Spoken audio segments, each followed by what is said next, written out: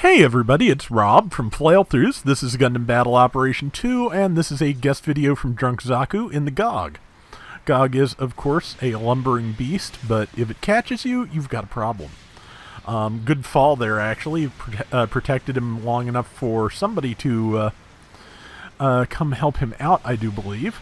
He's after the Zaku 1 commander now, whose shield he just smacked. Got a torpedo in. The other raid, the Gym Guard Custom, was trying for the same target, which, you know, it happens. But luckily, yeah, there's enough for everybody.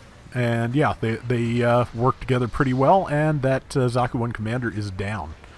So now it's time to find a new target and hopefully stay alive, which again, when you're a big slow target, is kind of a problem. But let's see. Yep, just keeping to cover for now. Somebody's about to come after him.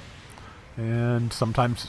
Oh, no feet. I've done that so many times. So many times. Luckily, there is somebody else here. Good swing. Did catch the Zaku, I think it's an FS, at that was fighting that as well, but it happens. So right now the FS and I think Sonic were both working together and took that person out pretty quick. So, oh, they're also in a plain Zaku too. Nice. Now that those have balancer at all levels and they have a good amount of equip slots, they're really quite good. Which, you know, you kind of in terms of, you know, lore, I feel like there's good reason for a lot of the variants to outperform the basic Jim and Zaku, but at the same time, if they're in the game, I like to see everything that's in the game get used personally. So, yeah, that was you know, a good choice to add all the various buff slots and such. They gave those big swing, did major damage to that goof, and yeah, it is up. That is a standard goof too, because it's got the whip style heat rod as opposed to the fishing line style heat rod, let's say, for lack of a better term. I'm sure there's another, well, wire type heat rod is what I usually go with, but yeah, that the standard goof heat rod is really really good once you can get the spacing right. Once you can get that spacing right, you can kill just about anybody in that. It has become my go-to in low-cost rated matches and brawls, because yeah, I finally, after years of trying, got that spacing right, and that's about it. Like right where the space between Zaku and that goof was about right, and yeah, once you have that, you know, the world is pretty much yours as a goof.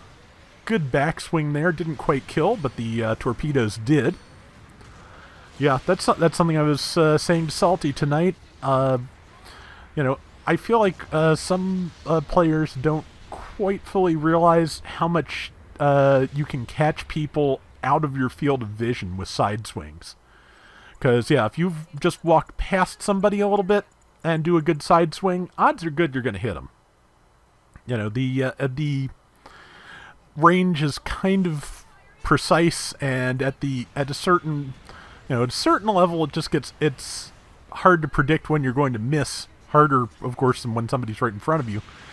But yeah, it's a good thing to practice, and if you're out of options, always a good thing to try. Good shot on that Zaku 1 commander's legs. It was not ready to dodge. I'm not sure by what, you know, in what world that downswing connected with the shield first, but I'll take their word for it. I was about to say Zaku's about to kill it anyway, so it only matters so much. But yeah, so far this is going pretty well.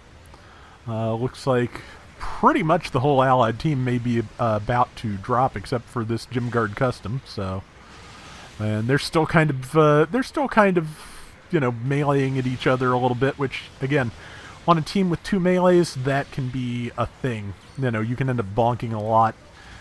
And let's see. 3.5 minutes left. This is not an ace round, so the score is the score is the score. And right now they've got the lead, so good position to be in. Sonic just respawned. Everybody else just died except for number 4, who is I'm not sure whether they're repairing or just or checking on a base bomb attempt, but I think probably repairing. Zaku came over here. Managed to isolate the goof. That's a good place to be in. Yep, big swing, and it probably... Okay, I'll have to remember you have time to use those beams while in between melee attacks once you've dropped somebody. Because, yeah, the Gog can do really good damage, but I'm not very good at comboing with it personally. Again, because it is large and it is, you know, fairly easy to knock down, it can be difficult to use, so... It's, again, like anything else, not impossible, but, yeah, just hard to use. And that goof was waiting. That goof was lurking something fierce. But it did not do its full combo, so that means Zaku still has legs, which is good.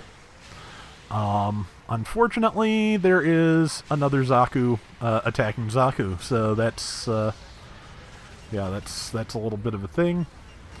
But, yeah, it's a good time to bunch up, because they're all near the Allied base, and, yeah, need to make up a little bit of ground before the end. So, let's see. Okay, that's an assist, so yeah, they've only got 1,000 points left to catch up, that's good. And there's a target, also good.